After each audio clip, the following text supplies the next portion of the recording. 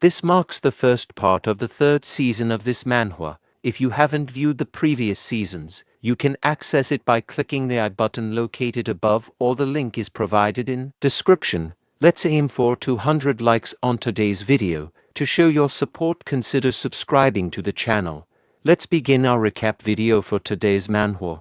After the fight with the dragon was over, Del visited the level 3 parking area to help Kuro, who had advanced from level 2 to level 3, locate their room and become acquainted with the level 3 facility.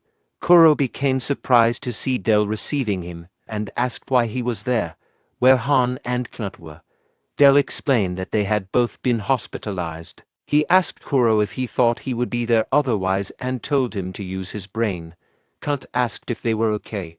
Del, displaying a dismissive and impatient attitude, responded, "Who cares? If he wants to find out, go see them. Try to keep up. If he fall behind, he is just going to leave him." Knut, sensing Del's lingering dislike, thought to himself that Del still didn't like him. Meanwhile, Del harbored a strong dislike for Knut, thinking to himself that Knut's dumb face was infuriating and that Kuro would only come to his senses if a comrade died in battle. Del had no intention of trusting Knut to watch his back. 3 days later, after being discharged from the hospital, Han was summoned by Alexander Lekori. He gave him a tea and said to drink it while it was still hot. Han took a sip and placed it on the table, saying it was good. Alexander Lekori sighed and said he had gotten better at lying, then put some cubes of sugar in Han's tea, saying it should taste better with some sugar. Han asked if he had been summoned just to have tea, and if it was about Kuro. This caused Alexander to nervously sweat, impressed by how sharp-minded Han was. Alexander said yes, asking Han to guide Kuro so he could engage in battle, as Kuro would also fight in a second-generation psycho frame. They had decided to produce 11 additional units, forming 3 teams with 4 members each, and one of them would be Hans. While drinking his tea, Alexander Lekori continued, saying they had managed to kill every single dragon that had emerged aside from Bahamut. They used to be able to kill them even with 4 of the first-generation psycho frames, but now that wasn't enough because of the new dragon breed. The dragons were evolving to match their combat capabilities, and their future now depended on the second-generation psycho frames. As Han left Alexander Lekori's office, he thought that he now held to trump cards. Unless they reassembled the prototype, he was the only one who could operate it. On top of that, Kuro was at his strongest only when he was with Han. Awk needed him now, and the scale of power was tipping towards his side. Meanwhile, Del kicked Kuro's room door, saying to come outside immediately. As Kuro came out, Del asked what was taking so long. Kuro apologized, and Del said that everyone above a rank had been asked to gather at the lab. They were late, so they needed to hurry up. As they left, Kuro thought he had vowed not to be weak, but no matter how many times he tried, without Han by his side, he felt like he was returning to his old self again. When they arrived at the lab, many psykers above a rank were gathered. Del, seeing the new machine, asked what it was. A fellow psyker stated it was the new psychic evaluator, and apparently, it was going to digitize their psychic powers or something. Then a male researcher explained that the device was going to sum up the amount of internal psychic energy and manifestation levels. He instructed them to take a seat, put on the helmet, and maximize their psychic output. At that moment, the psyker sitting in the evaluating machine had his results come out. It's 8,000 psychic power. Del saw that and asked the person in front of him to move aside. Trembling, the person agreed and stepped aside. Del moved forward and put on the helmet, and the researchers announced, "Evaluation starting." Two psykers expressed curiosity and admiration for Del, with one wondering about the number he would receive and the other acknowledging him as the genius of England. Del took a deep breath and maximized his psychic power. A few seconds later the evaluation completed. The results shown by the evaluation machine were 10,000 psychic power. Other psykers reacted with surprise and disbelief upon witnessing the event. exclaiming that it was insane and questioning if it was the highest record to date, as no one had surpassed 9,000 before. After completing his evaluation, Dell took off the helmet and turned to Kuro, insisting that he undergo the evaluation as well. Kuro declined, explaining that he had already done the evaluation before advancing. Frustrated, Dell gritted his teeth and asked a nearby female researcher for Kuro's psychic power level. The researcher hesitated to respond. At that moment, Sasha entered the lab and revealed that Kuro's psychic power was 12,000, based on his average output. Dell, feeling it was unfair, left without saying anything. A fellow researcher questioned Sasha about her decision to disclose the information, to which Sasha replied that Dell wouldn't have stopped until he found out. Meanwhile, Kuro was worried about Dell. As the sun set, a helicopter carried Izzy's squad to their destination. Inside the helicopter, Kuro mentioned to Han that the new device digitized their abilities, comparing it to a video game. Han responded that, although he hadn't tried it, he understood the concept. Han thought to himself that Ark wouldn't produce such a device without a purpose and speculated that it would be used in battles. At that moment, Knut addressed Han, asking about their mission. The rest of the squad turned their attention to Han, eager to know the details. Han then stated he would start the briefing. Silence remembered a past incident where he challenged a fellow student, shouting, "You big loser over there," and he pointed his wooden sword. He continued by saying, "Let's fight." He is going to beat him to a pulp.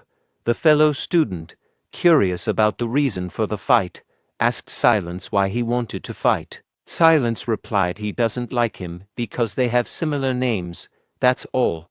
The fellow student accepted this explanation, saying he supposed that's enough of a reason. Here he come. As Silence recalled this memory, he suddenly grabbed his head, wondering if it was one of the memories he had lost due to his injury. Deep in thought about these fragmented memories, they arrived at Ustu, a small commune nestled in the Pyrenees Mountains. Seeing the destruction of the village, Knut asked if the grunts from the battle in Paris had fled all the way to this location. Han responded, doubting that possibility due to their usual behavior and intelligence. He speculated that something might be controlling them, possibly one of the Ellis mages or hunters. Han suggested they search the village further. During their search, they discovered a corpse. Han examined it closely and deduced from the climate and the state of decay that the person had died around 2 days ago. Puzzled by the lack of other bodies, Han wondered aloud if everyone else might still be alive somewhere. Suddenly, Knut alerted Han to someone approaching from the front, pointing his gun in that direction. A person wearing a red shirt and blue jeans approached Izzy's squad, pulling a blood-stained cart. As he neared them, Han asked for his identity. Setting down the cart, the person confirmed they were soldiers from Ark and introduced himself as a farmer from the village. Han noticed a tattoo of a skeleton with a diving helmet on the person's arm, a common tattoo among Marines, and mentioned it. He warned that if the person didn't disclose more, there were other ways to find out. Han activated his watch, connecting to the Ark database, and requested a scan. Reluctantly, the person sighed and revealed his name as Jock. Han pressed further, asking for his full name. Jock replied curtly, expressing irritation at the question. Han asserted that it was better to be blunt than to ignore potential risks. He identified the man as Jock de Gaulle and began spelling out the alphabet of his name in sequence, using his watch to cross-reference the information in the Ark database. Han informed Jock that he had retired 6 years ago and had previously served as a member of the psychic force at Ark. Jock confirmed this and remarked on encountering Han after years in hiding. Han questioned why Jock, not even a deserter, was troubled. Jock explained that even retired psykers were under constant surveillance, with no real freedom due to fears about their psychic abilities being misused for criminal purposes.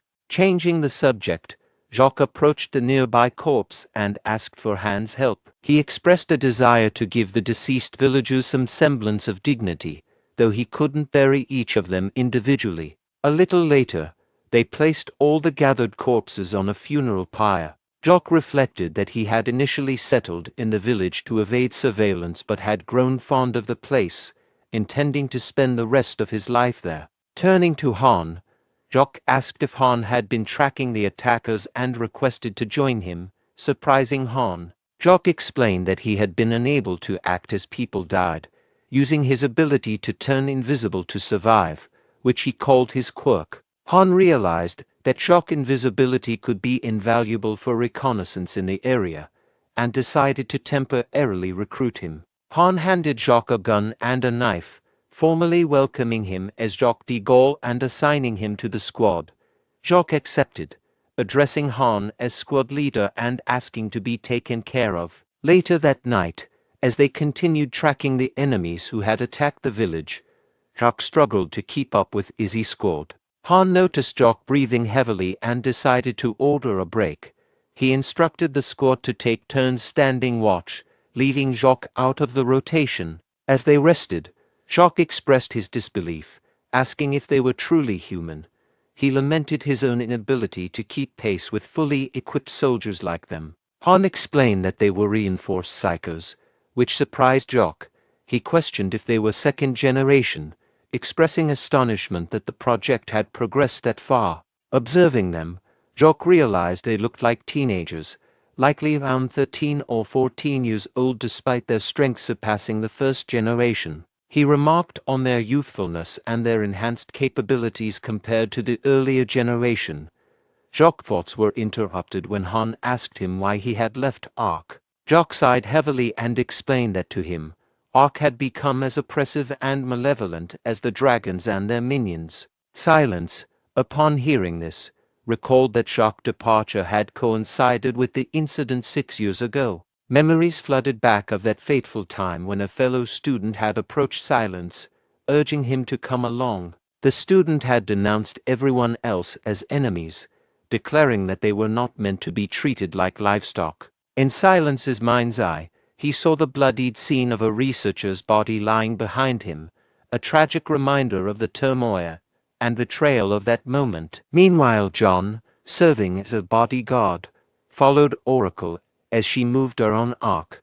A little later, they stood in front of the Ark record room. Oracle turned to John and instructed him to open the room. John complied, and Oracle stated that while most records were likely digitized, she knew that records from 6 of the 10 years she had slept had been partially expunged. She was determined to uncover what had happened during that time. Meanwhile, in a forest near Ustu village, Kuro and Knut were surveying the area while Han and the other squad members rested. Han asked Jock if his dislike for Ark stemmed from their recruitment of children like themselves. Jock remained silent for a moment before advising Han not to trust Ark too much, hinting at their questionable actions. However, their conversation was interrupted by a message from Izzy Squad 2. In the message, Knut informed Han that they had discovered an injured grunt, unable to move and likely separated from its group. Han immediately put on his helmet and instructed Silence to follow him. Noticing Silence trembling in fear and clutching his head, Han asked Kuro to handle the situation and put the grunt out of its misery. Kuro, shocked by the order, began to tremble as well.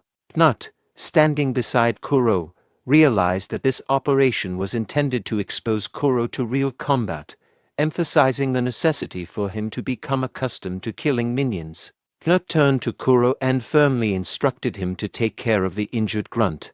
As Kuro pointed his gun at the unmoving grunt, he began to sweat and tremble. Struggling with his emotions, Kuro declared he is going to kill him. If he doesn't, his friends will end up like all the corpses he saw in Ustu today.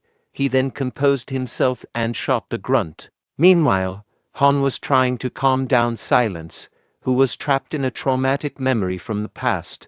In his dream, Silence heard someone proclaiming, "He is not a failure. If there is anything wrong, it's this world." Before the person was killed by several gunshots.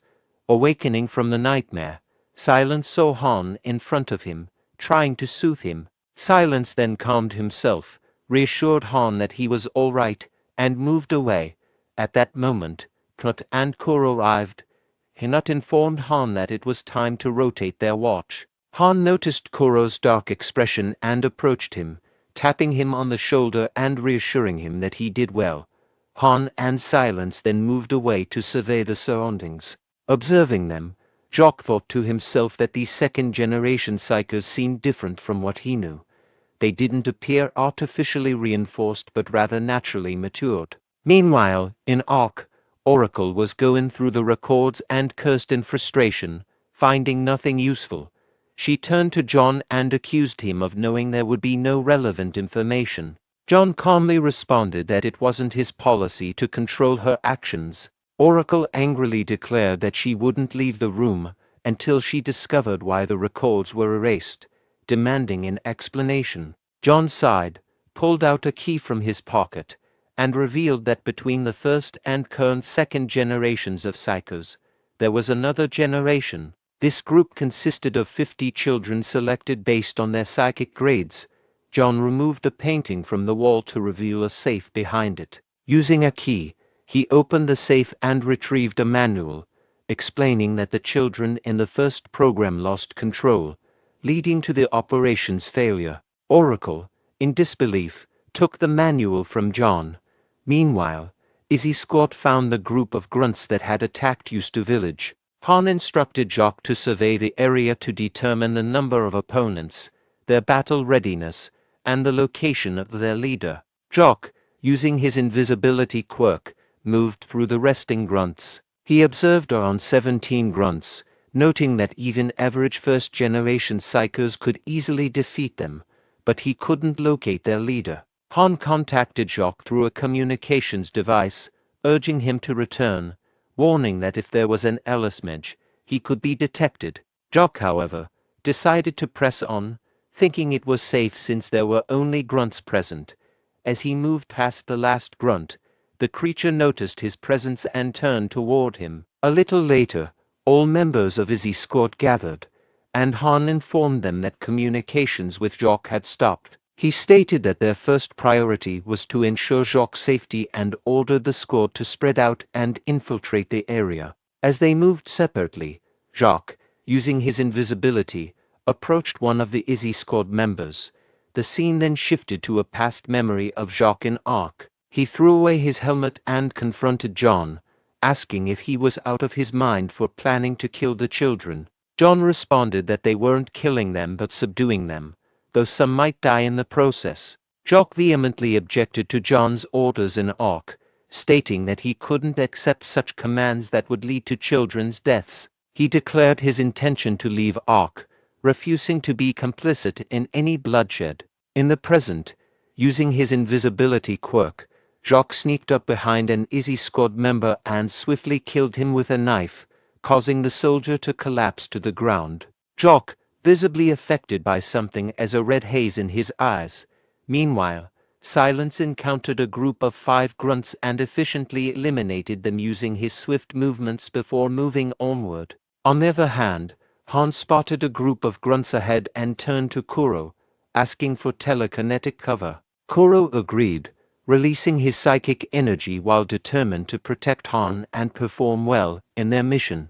As Han advanced towards the grunts with his spear, Kuro unleashed his telekinetic power, creating 2 massive hands from the ground that crushed the grunts where they stood.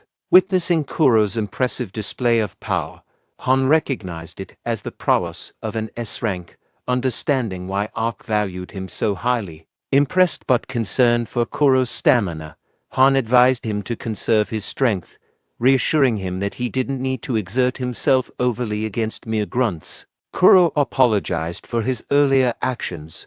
Suddenly, Knut's message cut through, alerting them that Jock had turned against them and was now considered an enemy. Despite the wound on his neck, Knut stood up, healed by his quirk, ready to confront Jock. Knut directly challenged Jock, questioning his motives and inviting him to face him directly. As both prepared to engage in combat, Han swiftly ordered Silence to relocate to Izzy 3's position, responding to the urgent situation. As Knut rushed forward to attack Jock with his spear, Jock easily dodged by ducking down and retaliated with swift knife slashes, severely injuring Knut and causing him to drop his spear. Knut fell to the ground, but to Jock's surprise, Knut healed himself using his quirk. Evading Jock's subsequent knife attack, Knut quickly grabbed his gun and shot Jock in the leg, causing him to collapse in pain. Regretful but resolute, Knut apologized to Jock, explaining that despite his healing ability, he still felt pain. Just then, Han and Kuro arrived on the scene, with Han inquiring about the situation. Knut explained that Jock had ambushed him and seemed to be under some form of control, judging from his demeanor. Silence joined them, and Knut cautioned against approaching Jock, warning that he was dangerous. Han observed Jock bleeding from his leg and expressed concern that Jock might not survive if left untreated. At that moment, Jock began to tremble, as red psychic energy began emanating from his mouth and nose, taking a tangible form. Witnessing this, Knut expressed shock and asked what it was. Kuro identified it as a ghost, but Han corrected him, stating it was psychic energy that had manifested. Concerned about whether the energy was controlling Jock, Han asked if they could eliminate it with a dragon weapon. Knut considered it a psychic phenomenon and suggested dealing with it by attacking from two sides. However, Han decided to confront it alone, reasoning that if it involved mind control or possession, Kuro and Silence, with their powerful abilities, should not risk being affected. He asserted that he, with the weakest combat skills among them, would face the entity while instructing Kuro and Silence to attend to Jock. Han discarded his helmet and gun, opting for his spear as he prepared to confront the psychic monster. The creature attacked with its claws, forcing Han to dodge narrowly. Using his agility, Han evaded a series of subsequent attacks before countering with his spear, aiming for the creature's head. As the spear struck, Han observed the creature's head vanish momentarily, prompting him to wonder if his strategy was effective. Han swiftly instructed Knut and the others to attend to Jock, and they immediately rushed to his aid as commanded. Meanwhile, Han continued his battle against the psychic monster, attempting another strike with his spear. However, this attack proved ineffective, and the creature closed in on him, trapping him within its grasp. Realizing the danger of being controlled by the monster, Han warned his teammates not to approach. Assessing the situation, he concluded that he needed to release all of his psychic energy to combat the monster's influence. With resolve, Han discarded his spear, preparing to confront the creature with his full power, driven by the urgency to protect himself and his team from the psychic threat. As Han battled the psychic monster, it began to infiltrate his body through his mouth, causing his teammates to watch anxiously. Han's eyes turned red as the psychic entity attempted to seize control of his mind, leading to Han screaming in agony. Meanwhile, Knut and the others attended to Jock, bandaging his injured leg. A little later, they restrained Han on the ground, with Silence and Knut securing his arms while Kuro held his legs. Amidst Han's cries, Kuro nervously asked what they should do if Han's condition did not improve. Knut mentioned that he had requested a recall, indicating they might need to transport Han back in his current state. Then, Knut had an idea and suggested to Kuro that he use his telepathic ability to probe into Han's mind. Initially hesitant, Kuro agreed, acknowledging they needed to do everything possible to help Han. With determination, Kuro used his abilities to assess Han's condition and potentially aid him in overcoming the psychic influence that had taken hold. As Kuro delved into Han's mind using his psychic powers, he witnessed a young Han, age 10, confronting a psychic monster. Meanwhile, within Han's consciousness, he recognized the familiar setting but sensed it was deeper than previous encounters, possibly related to what Jurg and Teller had shown him. Inside this mental landscape, Han observed the psychic monster transforming into his older self. The creature remarked on Han's resilient ego, a rarity, and manifested a psychic spear, declaring its intent to eliminate him for good. Han recognized the words as his own. Back in the physical world, Knut anxiously asked Kuro for updates on Han's condition.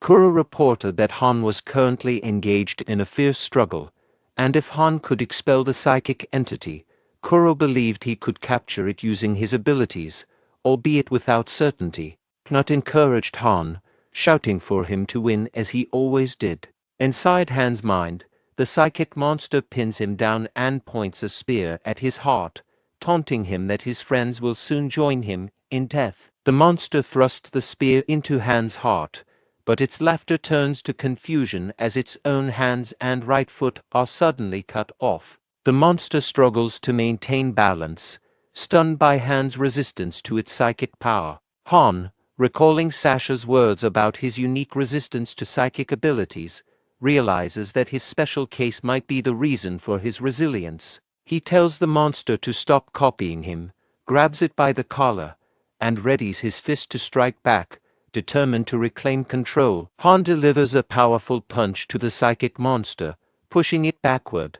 The monster curses Han, realizing that Han power is dangerous and it needs to escape. It starts to exit Han's body through his mouth, surprising his teammates as they see it burst out of Han.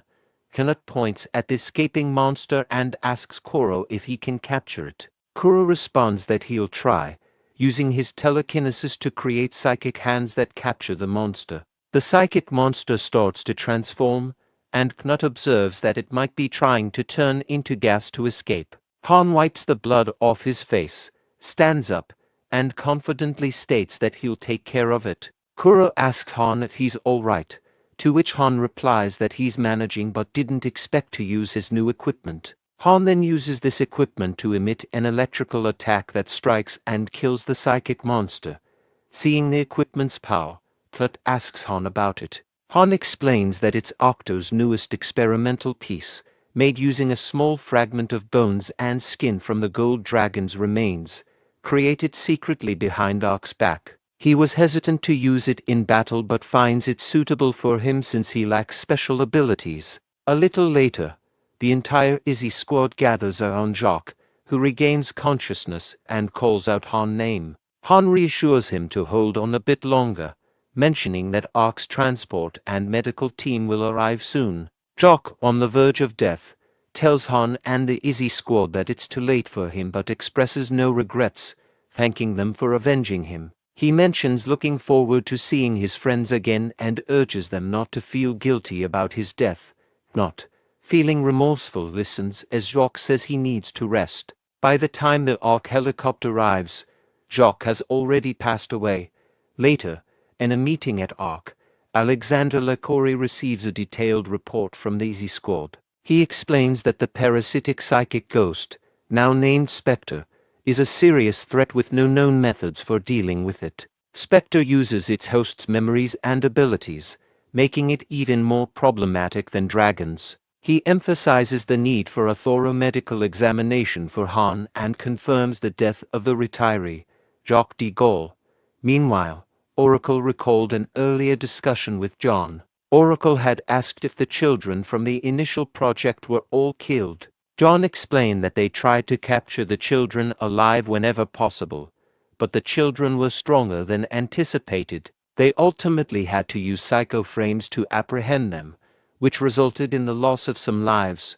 Oracle was outraged and called the method insane. John admitted that a few children were sacrificed in the process, but most were captured alive. He then confessed that he did not know the current whereabouts of those children. Oracle was skeptical and questioned his honesty, to which John assured her that he was not lying. In the present, Oracle contemplates the secrecy surrounding the children from the initial project, suspecting that only the chief of staff and his close associates know the full truth. She ponders whether Alexander Lacouri might have been involved in killing those children. Meanwhile, Silence, after taking a bath, lies on his bed while his mask is charging. As he relaxes, he is troubled by sudden memories of a particular person. Silence reflects on this individual's calm manner of speaking, intelligence, and persuasive abilities, noting the similarities to Han. In a new mission, Izzy squad encounters 5 LS warriors attempting to escape. Noticing the warriors' swift retreat, Han instructs Kuro to impede them. Kuro agrees and uses his psychic power to erect a massive stone wall from the ground, blocking the warriors' escape route. With no way out, the LS warriors turn to confront Izzy squad. Han orders Knut and Silence to prepare for an attack. Han then unleashes an electric attack that kills two of the warriors, and eliminates another by shooting him down. The remaining two warriors are swiftly taken care of by Silence, who uses his blink ability to cut through them and the stone wall Koro had created with ease. Later on, Izzy squad gathered on stone wall created and split by Silence's sword. Knut complimented Silence, amazed at his ability to slice through such substantial structures. Silence deflected the praise, attributing the real monstrosity to who was causing these structures to sprout from the ground, a sentiment Knut agreed with. Han turned to Koro and praised his improved judgment. Meanwhile, Silence tapped Han on the shoulder and gestured towards the golden fist equipment, indicating he wanted it. Han hesitated, concerned that using it would waste Silence's psychic energy meant for blinking. However, Silence insisted, typing a message to Han despite his reservations. Han proposed a condition. He would give Silence the equipment if Silence removed his mask. This request surprised Knut, Kuro, and Silence himself. Silence hesitated, but then gripped his mechanical mask with both hands, unable to remove it, stating it was his identity. Han sighed, realizing this would be Silence's response. Trying to ease the tension, Han assured Silence not to be too hard on himself and promised to let Silence borrow the equipment next time. This made Silence happy, and he lightly punched Han while reminding him of his promise. Han, feeling the punch, jokingly complained about the force. Knut then expressed his desire to try the equipment, followed by Kuro. Han agreed to let them both try it out. The following day, Han returned to Ark after taking a bath and used his psychic powers to put on his psychic force uniform. He also used his psychic abilities to write in his diary, detailing the events since the dimensional gate appeared in Paris. Han noted that Ark had received numerous dispatch requests from across Europe following the incident. Despite only 2 weeks passing since they were dispatched, it felt like they had undergone years of intense training to handle the aftermath of the Paris gate. During this reflective moment, Octo summoned Han to his lab.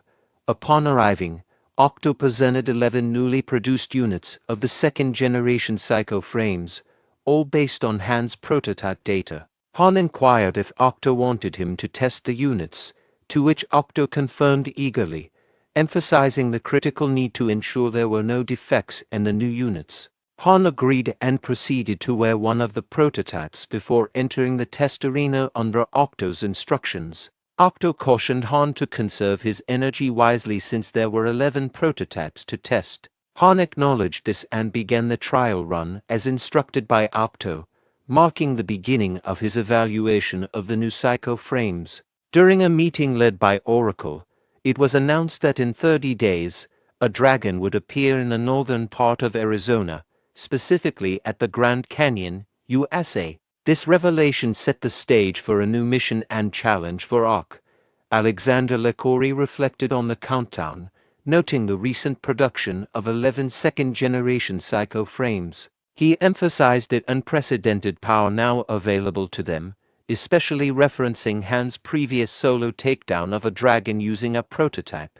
LeCory proposed the formation of 2 teams of second-generation psycho frames by day 10, intending to select candidates from level 3 to join these teams. John and Oracle privately questioned the decision to form only 2 teams instead of 3. Meanwhile, at level 2, Jose complimented Gijo, acknowledging his skills and intelligence. Gijo, taken aback by the sudden praise, questioned Jose's intentions. Jose continued, comparing Gijo's tactical abilities to Han's and suggesting that Gijo compensates for any shortcomings with intelligence, much like Han does. Gijo, intrigued by the discussion, asked Jose directly what she wanted, to which Jose expressed her desire to advance to level 3. Jose approached the officials in charge of advancements and requested to be promoted to level 3. Among them was John, who expressed surprise at Jose making such a request independently and asked if he was certain about it. Reflecting on his decision, Jose recalled a past memory when Jose's father heard an ARC representative on TV announcing opportunities for children with psychic abilities to join ARC, promising various national benefits. Jose's father, watching the TV at the time, had remarked that having such a child could change their lives significantly. His mother, however, reprimanded him for not focusing on their current children and attending to their needs. In that moment from the past, Jose had left the house to play with his friends outside. His mother had asked him if he was going out to play, to which he confirmed. She then requested him to pick up some produce on his way back. Jose rode his bicycle to the town square where his friends were playing soccer. During their game, Jose asked about psykers, and one friend explained it was having superpowers. Another friend mentioned hearing that the government would pay a substantial amount of money to psykers, potentially making them wealthier than professional football players. After hearing from his friends about the potential advantages of revealing psychic abilities, Jose asked the shopkeeper if it was true. The shopkeeper warned him that those who have special powers could be taken away to fight monsters and advised him never to let anyone discover his abilities, as it could lead to danger or even death. After hearing these warnings, Jose picked up the items his mother had requested for dinner and began his journey home, pondering over the shopkeeper's words. He questioned whether it was wise to keep his powers hidden to avoid the risk of being forced into dangerous situations. Upon returning home, Jose found his younger brothers playing and his father resting on the sofa while his mother prepared dinner. She greeted him warmly as he entered. Witnessing his brothers arguing and one pushing the other into a cupboard, Jose scolded them to stop their antics. The commotion caused a teapot on the cupboard to tremble and nearly fall onto a sleeping child in a crib. In a split-second reaction, Jose used his telekinetic powers to stop the teapot midair, preventing any harm. This unexpected display of telekinesis astonished his parents and younger siblings, though the baby found it amusing and laughed in response. In the present moment, John addressed Jose, explaining that he had always been considered a candidate for advancement but was excluded from the final exam due to perceived limitations in his psychic abilities. John encouraged Jose to demonstrate his full potential, believing he had been holding back. Responding to John's challenge, Jose gathered psychic energy from his surroundings and began creating flames.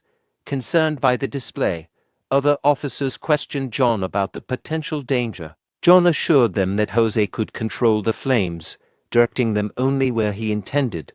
Jose then directed the flames towards John and the other officers as a demonstration. Meanwhile, it became clear that the shopkeeper, who had warned Jose about revealing his abilities, was Jock.